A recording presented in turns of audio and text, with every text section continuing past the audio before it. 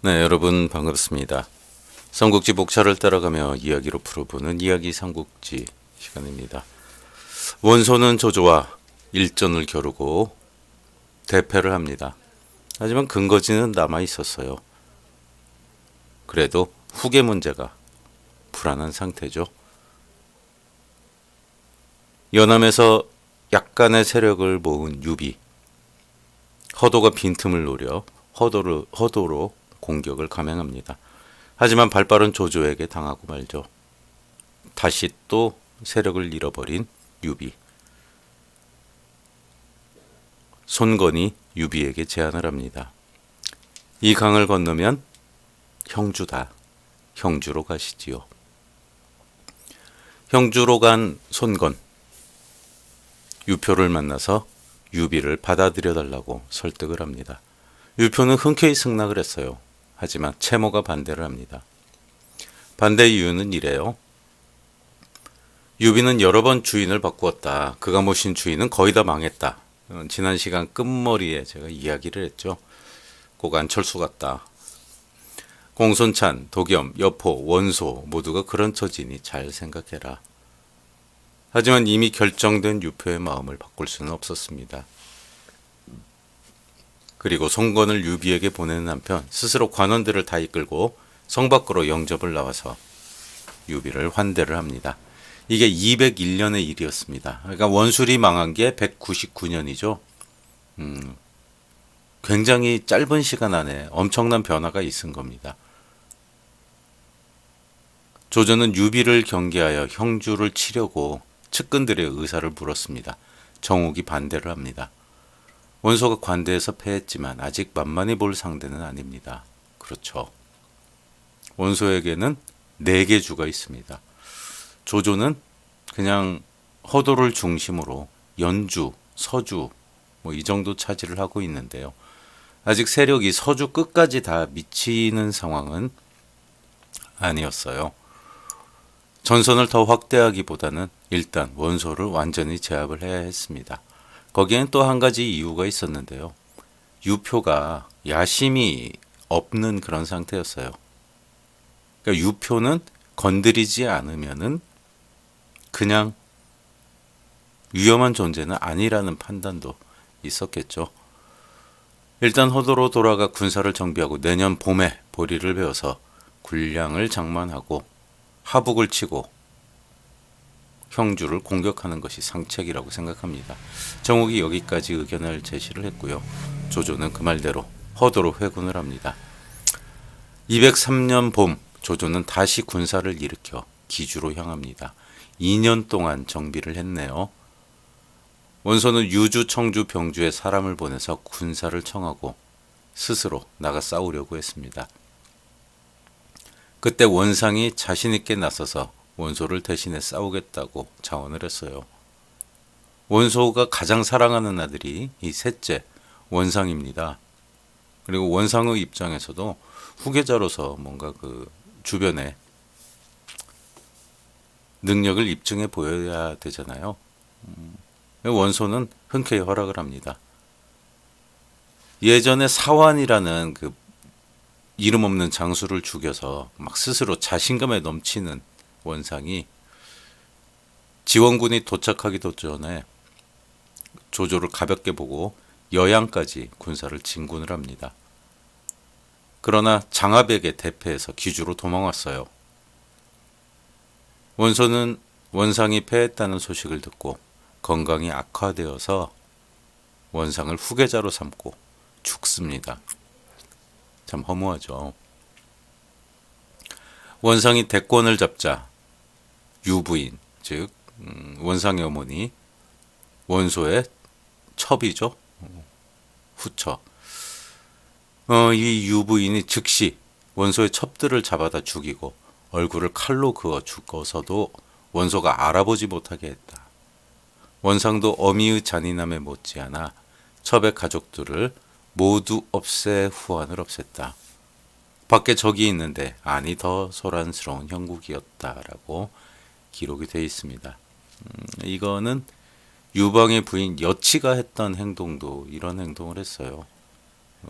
그 유방의 사랑을 받았던 후궁을 팔다리를 다 자르고 돼지 움막에 가둬서 기어다니면서 똥밭에 기어다니면서 음식을 먹게 했던 그런 잔인한 면모를 보이기도 했었는데요. 하여간 뭐 그런 일이 있었다고 그래요. 원상을 지지하던 파가 있었죠. 신배와 봉기. 신배와 봉기는 서둘러서 원상을 원소의 후계자로 공식 포고하고 각지에 부고를 알립니다.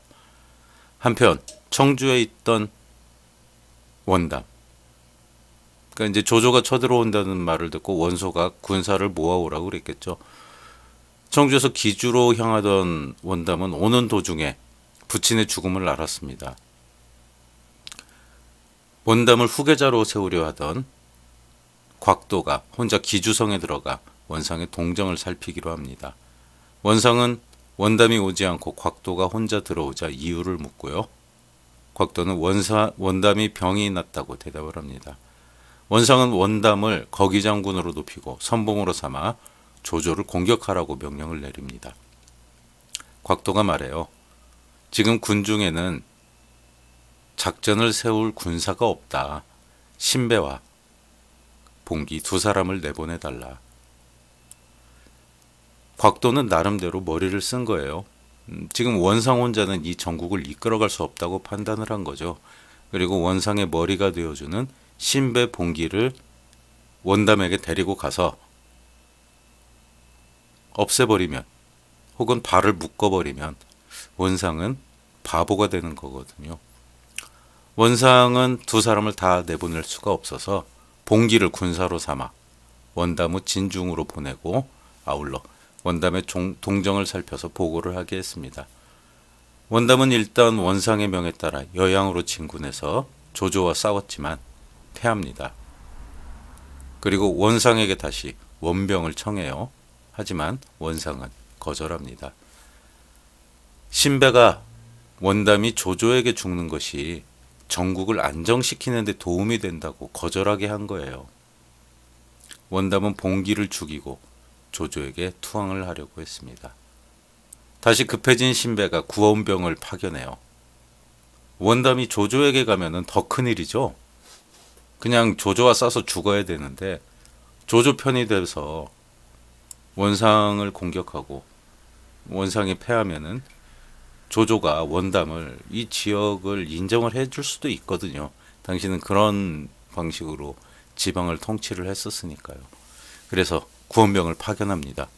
원담도 일단 투항을 보류하고 같이 힘을 모아 조조를 상대했어요. 때 맞춰서 원희 그리고 조카 고간의 병력이 당도를 합니다. 하지만 서로 마음으로 합치지 않고 견제하면서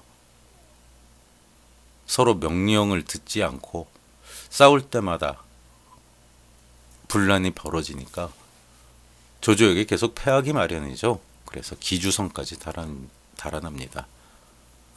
조조는 급하게 뒤를 추격해 기주성을 공격했지만 좀처럼 함락되지 않았습니다. 곽가가 말합니다. 지금은 공격할 때가 아닙니다. 원소는 막내를 후사로 세웠으니 분명 자중질환이 일어날 겁니다. 그러나 외환이 있으면 서로 힘을 합해 대항할 것이니 주공은 군사를 불리도록 하십시오.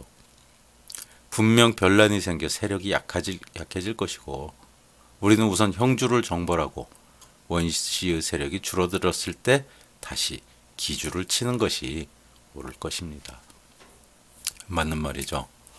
조조도 그 말을 옳다고 여겨 가우를 여양태수로 삼고 조홍에게 관도를 방비하게 한 후 군사를 물렸습니다. 곽가의 말이 맞았어요. 조조의 군사가 물러가자 원씨 형제는 다시 세력 다툼을 벌이기 시작합니다.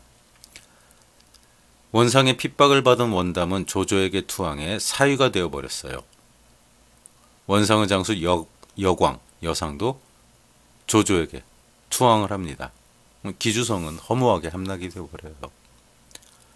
조조는 신배를 아껴 그를 회유하려고 했지만 신배도 역시 끝내 응하지 않고 죽습니다.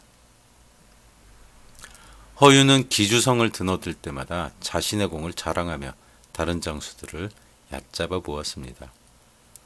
심지어 조조의 어렸을 때 이름을 불러 그 지위를 욕되게 했습니다. 여기서 제가 호칭에 대한 설명을 했었던가요? 중국에는 이름이 많습니다. 아명, 어렸을 때 부르는 이름이에요. 우리는 개똥이 이런 그런 험한 이름을 부르면은 장수한다고 그래서 본명이 있지만 족보에 올리는 본명이 있지만 어렸을 때는 그냥 아무 이름이나 막 불렀다고 그래요. 조조에게도 아명이 있었습니다. 그러니까 어렸을 때 중마고우였던 허유는 그 이름을 알고 있죠. 그리고 그 이름을 부르면서 놀았을 거고 아만이에요. 그리고 조조라는 이름이 있습니다. 맹덕이라는 자가 있죠. 자를 불러주는 게 상대를 존중합니다. 존중의 뜻이에요. 그래서 제가 여기 원고를 쓰면서 유현덕 이렇게 부를 때도 있고 유비라고 상대가 부를 때도 있고 느낌이 다른 거예요. 이름을 부르는 것은 하대와 같습니다. 유현덕, 조맹덕 이렇게 부르는 것은 상대를 존중하는 거예요. 그래서 황제가 조맹덕이라고 불렀다는 것은 내가 훨씬 지위가 높은 황제의 지위에 있지만 상대를 굉장히 존중한다는 그런 의미입니다. 그런데 다 큰 성인에게 아명을 부르는 것은 가장 욕된 일이에요. 근데 허유는 기주성을 드나들 때마다 내가 투항해서 오소를 공격하게 해서 조조 네가 지금 이 기주성을 드나들 수 있는 거다. 내가 아니었으면은 원소가 허도를 공격해가지고 너는 벌써 죽었을 거다. 이런 거예요. 결국 조조는 허유를 그냥 놔뒀지만 충성스러운 신하들이 많았죠. 허저가 허유를 죽여버립니다. 조조도 허저를 탓하지는 않았어요. 한편 조조의 사유가 되었던 원담은 원상이 세력을 잃자 원상의 군사를 흡수해 세력이 커졌습니다. 그렇게 되니까 다시 기주를 차지하고 싶은 마음에 조조와 관계를 끊어버려요. 조조는 크게 노해서 원담을 공격하고 원담은 유표에게 다시 구원을 청합니다. 여기 굉장히 좀 복잡해요. 이 콩가루 집안이. 유표는 유비를 불러서 의견을 들었습니다. 유비가 말해요. 조조가 북방을 평정하면 형주와 양양을 노릴 것이니 우리는 그를 돕기보다 조조의 남정에 대한 대비를 해야 합니다. 여기 형주와 양양이 나오는데요.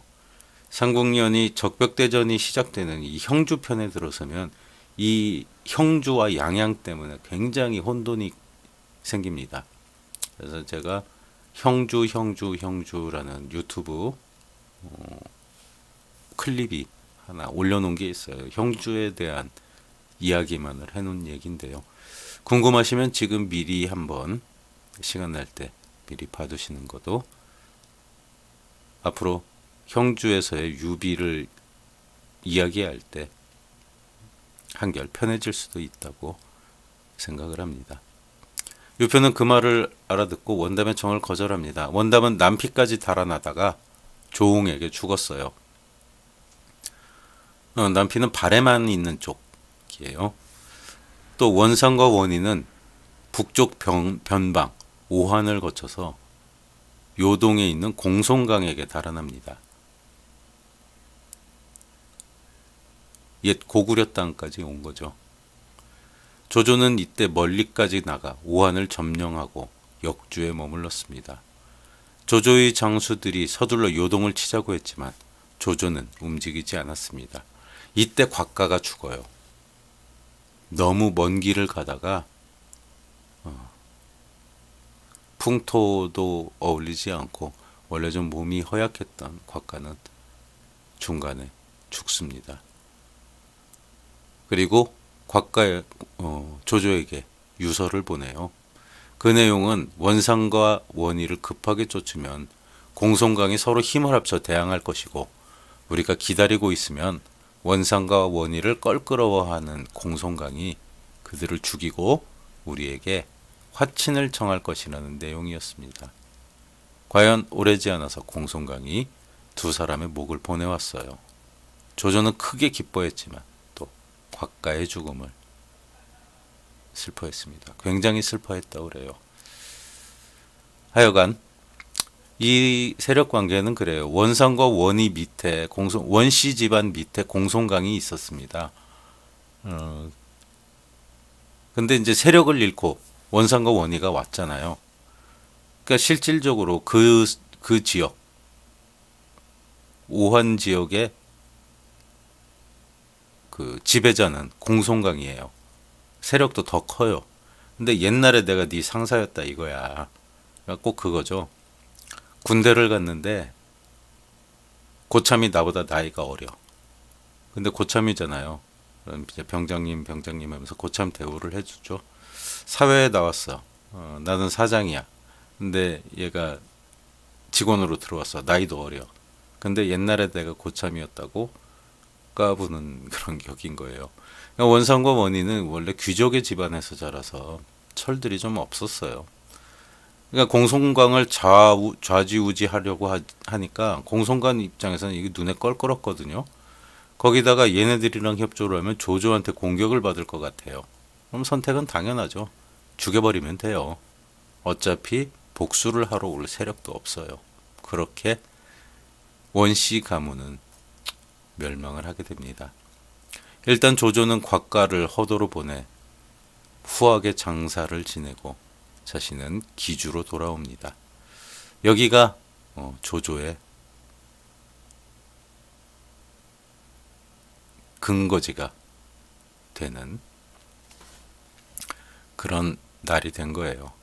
이때 땅속에서 구리로 만든 공작새가 나왔습니다. 조조는 그곳에 동작대를 세우게 합니다. 그리고 조비를 업군에 남겨 다스리게 하고 자신은 허도로 돌아와 남쪽을 정벌할 의논을 했습니다. 동작대 기억해 두시고요. 한편 유비는 유표에게 의탁해 유표의 믿음을 얻고 있었습니다. 유표가 핏줄도 희미한 유비를 존중하는 이유는 형주에 내분이 있었기 때문이에요. 유표에게는 2명의 아들이 있었습니다. 유기, 이건 이제 본처 소생이고, 유종, 후처 소생이에요. 그런데 큰아들 유기는 몸이 허약했고, 유종은 후처인 채부인의 귀여움을 받으며 자라서 나중에 채씨 집안의 딸과 혼인을 했습니다. 이 채부인은 형주의 호족 채씨의 일가로 그 영향력이 굉장히 막강해요. 유표로서는 함부로 할 수 없는 그런 상황이었습니다. 처음 유표가 형주에 부임할 때 상황은 군벌이 득세하고 동탁이 조정을 점령하고 있던 시기였습니다. 동탁을 점령하려고 북진하던 장사태수 손견이 형주 자세에게 군량을 대주지 않았다고 불러다가 죽여버려요. 그리고 그 자리가 공석이 되었죠. 조정에서는 유표를 형주 자사로 파견을 합니다. 하지만 고작 관원 몇 명과 호위병 약간을 딸려주는 것이 전부였어요. 나머지는 조정의 힘이 지방을 제압하는 평화시에는 그렇게 부임해서 그냥 관인의 인수를 달라고 해서 업무 인수인계를 받으면 그것으로 끝이에요. 그러니까 황실의 권한이 막강하면은 아무도 황제의 명을 거역하지가 않죠. 근데 이때는 이제 동탁이 황제를 갈아치운 상황이었기 때문에 황명이 먹히지를 않았습니다. 옥새도 잃어버렸죠. 그래서 황제의 명인지 아닌지를 증명할 방법도 사실은 없었어요. 그래서 중앙에서 황제가 관리를 파견을 해도 지방 호족들이 마음에 안 들면 죽여버립니다. 중간에 부임해 오는 도중에 도적을 가장해서 죽여버리기도 했고요. 또 그런 게 두려워서 부임을 하라고 하면 마차를 망가뜨리고 달아나는 경우도 있었다고 그래요. 이때 유표도 마찬가지였어요. 유표가 조정에서 명을 받았지만 실권은 없었습니다. 하지만 유표가 삼국연의에서는 굉장히 우유부단한 인물로 나오지만요. 젊었던 시절의 유표는 굉장히 강단이 있고 지혜로운 그런 인물이었습니다. 그래서 유표는 혼자 그렇게 부임을 해요. 그리고 형주의 세력 관계를 잘 이용을 해서 채씨와 결혼을 합니다. 형주에는 두 개의 큰 가문이 있었는데 괴량이 있는 괴씨와 채씨가 있었어요. 그래서 괴량의 기존 기득권을 다 인정을 해주고 채씨와 결혼을 함으로 인해서 채씨가 가졌던 그런 기득권과 채씨가 그 채모가 군사를 관장을 하고 있거든요. 그런 병력의 지지를 군부의 지지를 받은 거죠. 그렇게 해서 형주를 안정시키고 형주를 평화롭게 다스리고 있던 그런 상황이었어요. 그리고 유표는 이제 늙음하게 되어서 여전히 채씨의 영향력에 놓여 있는 그런 상황이었죠. 그런데 유비가 곁에 있게 되자 어느 정도 그들을 견제할 수 있을 것 같다고 생각한 거예요. 그러니까 이게 반대로 말하면 채씨 일족에게는 유비라는 존재가 정말 성가신 그런 존재였습니다. 그래서 늘 감시를 받고 시기를 받았어요. 한 번은 유비가 강하의 반란을 평정하고 적장이 타던 명마를 얻어 유표에게 선물을 했습니다. 유표가 그 말을 받고 굉장히 기뻐합니다. 이때 괴월이 유표에게 말합니다. 이 말은 정로마라고 하는데 명마이긴 하지만 필히 주인을 해치는 말입니다. 이거는 유비가 주공을 해치려는 마음에서 선물한 것입니다. 그 뜻을 의심하십시오. 그러니까 이 눈물 자국이 있어요. 털이 눈 옆에 털이 하얀색인 거죠. 그래서 꼭 눈물을 흘린 것 같은 그런 말이었다고 그래요. 그러니까 유표는 그 말을 듣고 유비가 미심쩍어서 유비를 양양의 신야라는 곳으로 보냅니다. 그러니까 옆에 두고 쓰다가 그 말을 듣고 마음이 현혹되어서 그냥 유비를 다른 지방으로 보낸 거예요.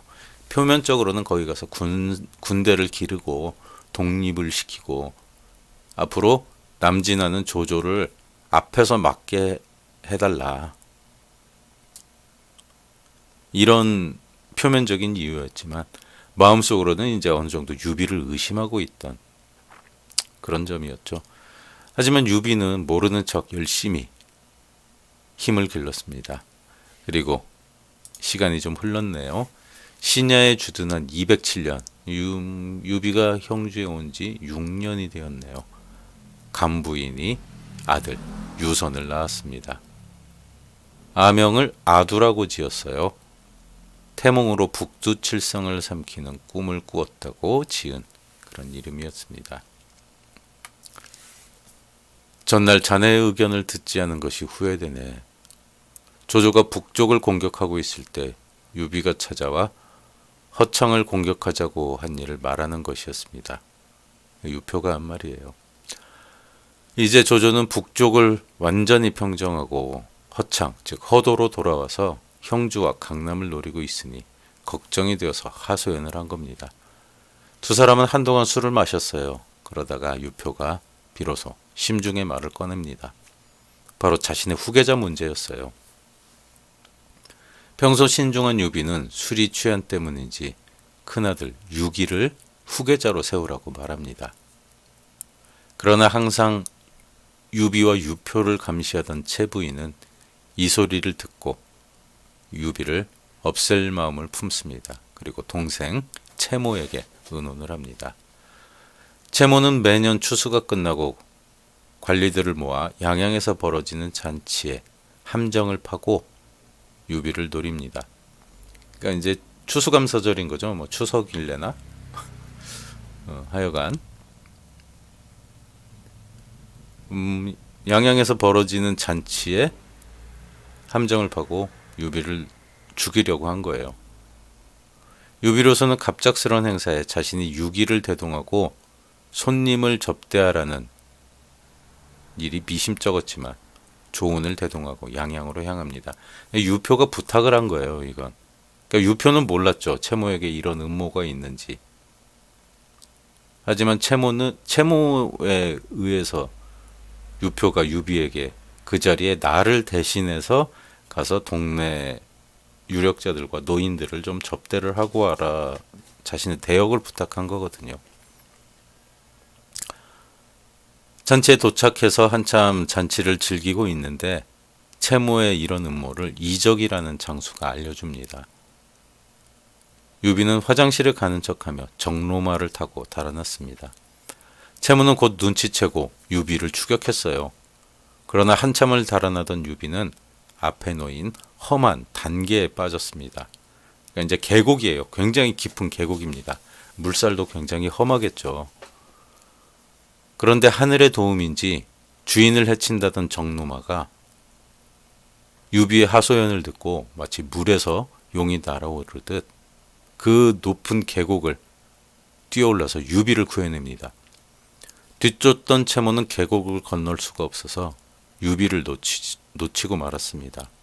하지만 이 일은 유비에게 전화위복이 되었어요. 길을 잃은 유비가 우연히 와룡강이라는 곳에 들어가게 되고 거기서 수경선생이라는 사마위를 만나 그의 의견을 듣게 됩니다. 유황숙계는 인재가 없습니다. 사마위 말에 유비가 반박을 합니다. 장수는 관우장비 조운이 있고 종사로는 손건, 미축 등이 저를 성심으로 돕고 있습니다. 그런데 어찌 사람이 없다고 하십니까? 사마위가 말합니다. 그들은 한 군의 행정을 볼 수 있고 한 부대의 군사를 움직일 수 있을 뿐입니다. 싸움을 천리 밖에서 결정을 지을 수 있는 지모를 가진 선비가 없다는 말입니다. 그러니까 유비도 이 부분은 늘 고민하고 있단 말이에요. 그런데 사마위가 단번에 파악한 거죠. 그때부터 유비는 인재를 찾는 데 더욱 주력해서 선복 혹은 단복을 얻습니다. 단복이라고 하는 데도 있고 선복이라고 하는 데도 있습니다. 하여간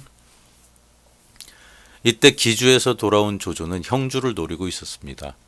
조인을 대장으로 번성에 3만 명의 군사를 전진 배치하고 양양을 노리며 군사를 더욱 조련하고 군비를 확충했습니다. 조인도 조조의 명을 받아 항상 형주의 정세를 살피는데 주력하고 있었어요. 어느 날 여광과 여상이 들어와 신야를 공격하고 싶다며 군사 내줄 것을 청합니다. 원소의 후야에서 투항한 그들은 아직 공을 세우지 못해서 이번에 조조가 미워하는 유비를 잡아 공을 세우려는 욕심이 생긴 거예요. 조인도 유비의 세력이 커지는 것을 경계하던 터라 승낙하고 군사를 주어 신야로 보냅니다. 유비는 그 소식을 듣고 선복을 불러 대책을 세웁니다. 선복이 간단한 협공작전을 만들었어요. 군사를 전후 좌우로 나누어서 적을 포위 공격하는 방법이었습니다.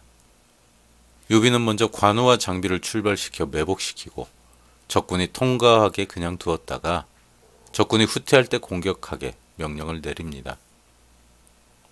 그리고 스스로는 조운과 정면에서 적군을 공격을 했어요. 조운의 매서운 기세와 오랫동안 조련받은 신야의 군사가 앞에서 덤비니까 여광은 조운의 창에 죽고 여상은 군사를 돌려 달아나기 시작했습니다. 하지만 얼마 달아나지 못하고 달려나온 관우에게 당하고 다시 장비에게 퇴로가 막혀 장비에게 죽습니다.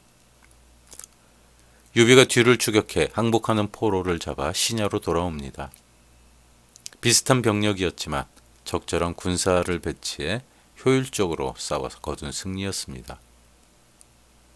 조인은 여광과 여상이 죽었다는 소식에 번성의 군사를 소집해서 신야로 쳐들어갑니다. 이전, 장수죠.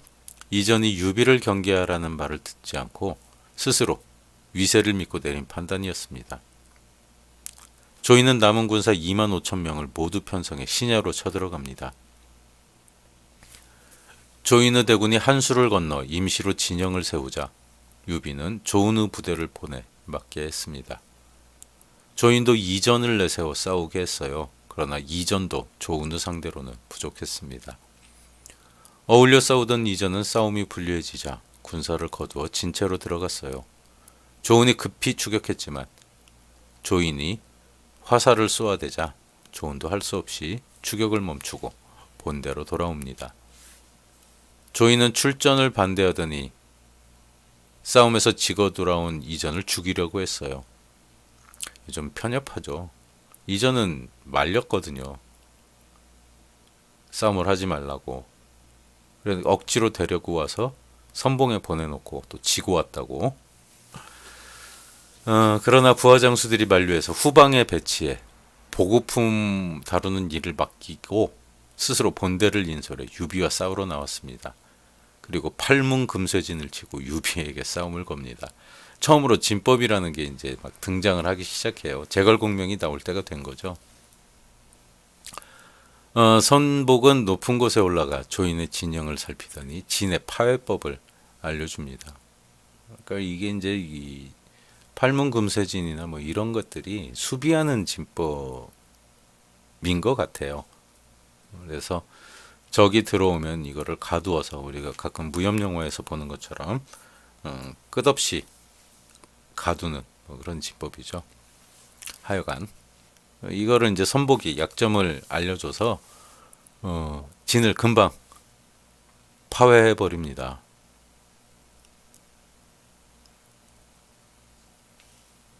조이는 이전의 말이 맞았구나. 그리고 자신의 지나친 처사를 후회하면서 이전을 다시 불러서 사과를 하고 대책을 묻습니다. 이전은 싸움에 진 것보다 번성이 더 걱정되어서 철수를 권합니다. 조이는 우선 오늘 밤 유비의 진영을 기습하고 실패할 경우 철수하기로 하고 야습을 준비합니다. 이전이 다시 말려요. 유비는 전쟁터에서 잔뼈가 굵은 사람입니다. 오늘 승리했으니 반드시 야습에 대비할 것입니다. 하지만 조이는 또 이전의 충고를 무시하고 선봉부대를 지휘해서 유비의 진영으로 달려들었어요. 하지만 이전의 예상대로 유비의 본영은 텅 비어 있었고 곳곳에 숨어 있던 조은의 군사들이 덤벼들었습니다. 조이는 크게 당황해서 무작정 방향도 가늠하지 못하고 달아납니다. 그리고 새벽이 되어 강가에 도착해 강을 건너 번성으로 들어갔습니다.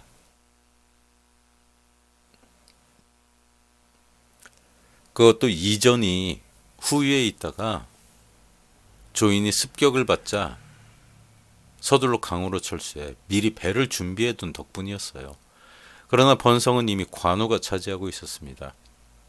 관우는 조인이 강을 남쪽으로 건넜을 때 이미 유비의 명령으로 강을 건너 번성을 차지한 거예요. 조인의 대규모 공격을 예상한 선복이 지시를 미리 내려둔 거죠. 번성의 성주인 유필은 종친인 유비를 극진히 맞이하고 현청에 모셨습니다. 유비가 보니 유필 뒤에 한 젊은이가 서 있는데 그 모습이 늠름하고 보기에 참 좋았어요. 유비가 물어봅니다. 그는 유필의 조카인 구봉이었어요. 유비는 그 젊은이가 마음에 들어 유필에게 양자로 줄 것을 부탁을 합니다. 유필도 쾌히 승낙을 해요. 하지만 관우는 그 일로 불만이 많았습니다. 이미 유선이 있는데 다시 아들을 맡는다면 나중에 문제가 생길 것을 염려한 때문이었어요. 하지만 유비는 관우의 걱정을 일축합니다. 내가 그를 친자식으로 대하면 그도 나를 친아버지로 대할 것이니 너무 심려하지 말거라. 하지만 양자로 드린 이면에는 유필의 반란을 제어하는 인질의 성격도 포함이 된 것이죠. 번성의 백성을 위로한 유비는 조은에게 군사 1000명을 남겨 지키게 하고 자신은 나머지 군사를 거느리고 신야로 돌아갑니다. 한편 패해서 조조에게 돌아간 조이는 스스로 몸을 결박하고 죽음을 청합니다. 조조는 그런 조인을 용서하고 전투의 경과를 물었어요. 조인은 친족이죠. 조조가 특별히 아끼는 그런 장수예요. 혼자서 성 하나를 책임질 제목이라고 생각했는데 그래서 형주와 최전방인 번성에 남겨서 형주를 견제하게 한 것인데 너무 쉽게 패한 거라는 그런 생각이 들렸어요. 그러니까 이게 예전에 유비가 싸우던 방식이 아니었던 거예요. 혹시 누가 유비를 보좌하고 있지 않더냐.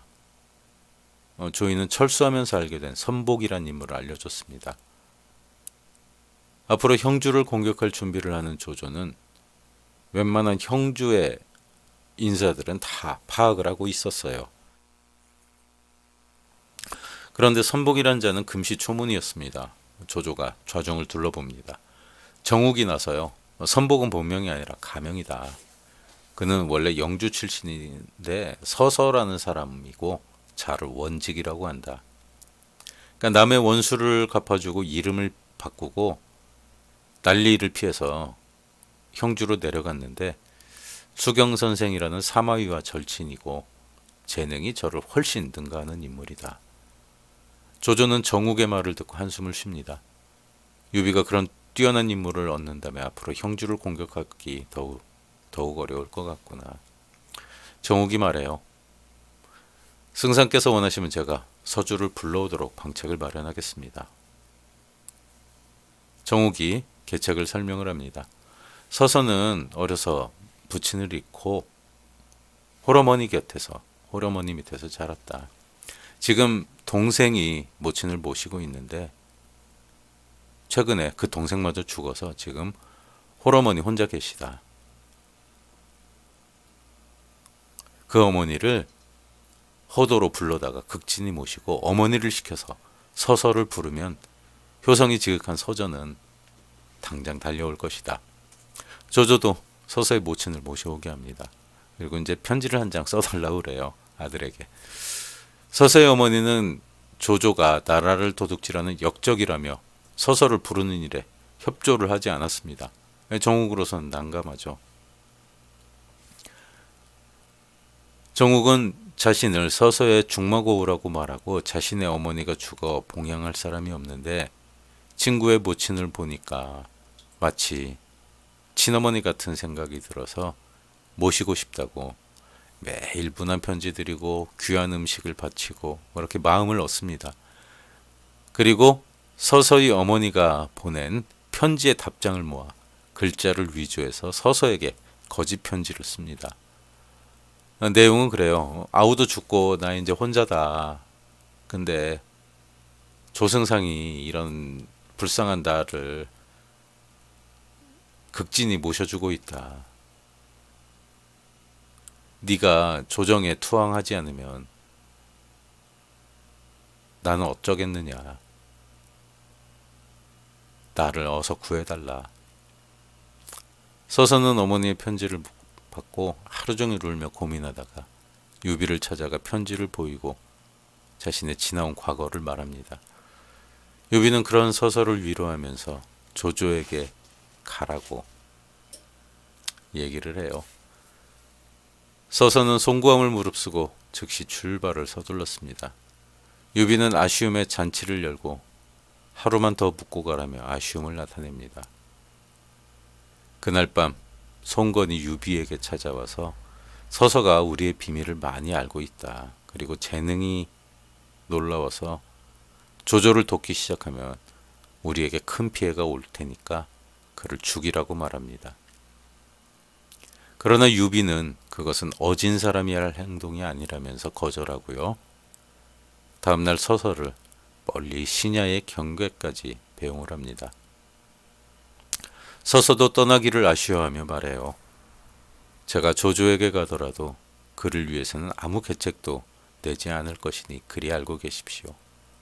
그리고 부디 저보다 뛰어난 선비를 만나 큰 뜻을 이루십시오. 그리고는 말을 달려 떠나갑니다. 유비는 선자리에서 한참을 서서 서서가 가는 뒷모습을 바라보았어요. 어느덧 서서가 모퉁이를 돌자 느티나무에 가려서 더 이상 보이지 않았습니다. 유비가 탄식을 해요. 저 느티나무가 야속하구나. 더 이상 원직을 볼 수가 없구나. 그때 느티나무 뒤에서 먼지가 일며 말이 달려오고 있었습니다. 유비가 보니 서서였어요. 혼자 생각을 했죠. 아, 서서가 마음을 바꿔서 다시 돌아오는구나. 유비는 기뻐하면서 말을 앞으로 달려나갔습니다. 하지만 서서가 돌아온 뜻은 자신을 대신해 인재를 추천하기 위함이었어요. 경황이 없어서 중요한 일을 잊었습니다. 양양에서 20리쯤 떨어진 융중이란 곳에 제갈량이랑 선비가 있습니다.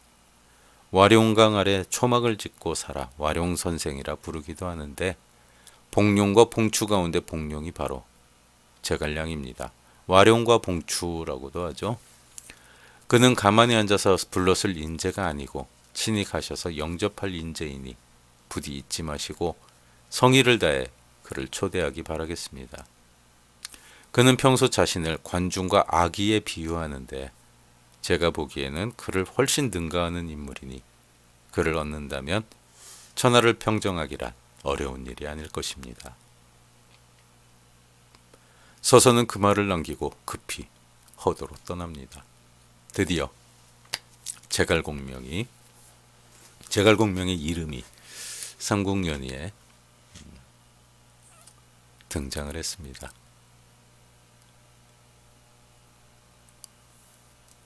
유비는 제갈공명을 찾아가겠죠.